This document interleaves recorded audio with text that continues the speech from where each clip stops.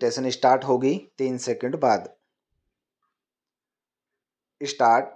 महोदय, बच्चों को जो ज्ञान प्राप्त हो वह अनुभव से प्राप्त हो, न कि केवल स्मरण शक्ति पर आश्रित रहकर रटाई द्वारा। उन्होंने सोचा था और उच्चतम शिक्षा शास्त्रियों का भी यही विचार है कि इस प्रकार से प्राप्त ज्ञान बच्चों में जागरूकता, कार्यकुशलता, स्वतंत्र भावना पैदा करता है, जो इस जीवन के संग्राम में बहुत सहायक हो सकता है। दूसरा मौलिक विचार उनका यह था कि इस प्रकार की शिक्षा इस देश के लिए अनुकूल ही नहीं बल्कि अनिवार्य है।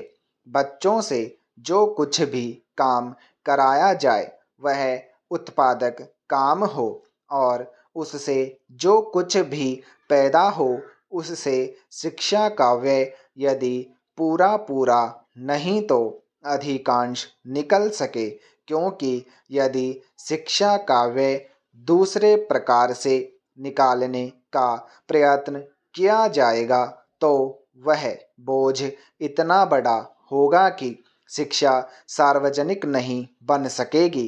पिछले वर्षों में जो कुछ भी विचार किया गया था या प्रयोग करके देखा गया, उससे जहाँ तक मैं समझता हूँ वही निष्कर्ष निकाला जा सकता है जो पहले सम्मेलन में हुई बहस से निकाला जा सकता था।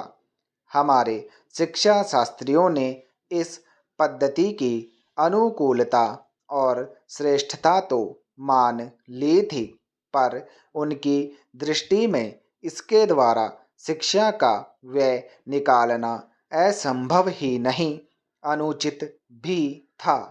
प्रयोग से देखा गया है कि इस पद्धति की उपयोगिता है और इससे पूरा नहीं तो अधिकांश व्यय निकाला जा सकता है। यह मैं प्राथमिक और माध्यमिक शिक्षा के संबंध में कह रहा हूँ। पैरा। उच्च कोटि की शिक्षा के संबंध में अभी प्रयोग नहीं के बराबर हुआ है, इसलिए उसके संबंध में अभी कुछ भी कहना संभव नहीं है। इतना होते हुए भी हम देखते हैं कि इस पद्धति को उतना प्रोत्साहन नहीं मिला और न इसका उतना प्रचार ही हुआ जितना होना चाहिए था, और जितना स्वराज्य प्राप्ति के बाद हम कर सकते थे। इसका कारण जहाँ तक मैं समझता हूँ यही है कि इसकी उपयोगिता प्रमाणित होने पर भी पुरानी पद्धति पर जो आस्था थी वह अभी दूर नहीं हुई है, और इसी कारण शिक्षा के काम में जो व्यक्ति लगे हुए हैं उनका न तो इस ओर ध्यान गया है और न उन्होंने इस विषय पर गहराई से चिंतन ही किया है। पैरा। आज भी हम इतना ही कह सकते हैं कि इस पद्धति का अभी केवल प्रयोग ही किया जा रहा है। इसे राष्ट्रीय कार्यक्रम मानकर हमारी सरकार ने उसको चालू करने का निश्चय नहीं किया और क्रियात्मक रूप से कुछ करने की बात तो नहीं के बराबर ही है।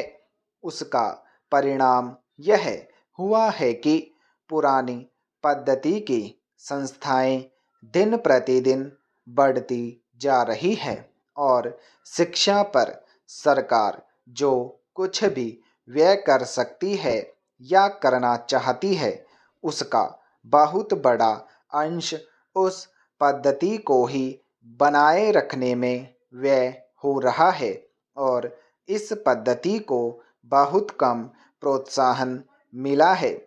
मेरा अपना विश्वास है कि शिक्षा में मौलिक परिवर्तन अवश्य किया जाएगा।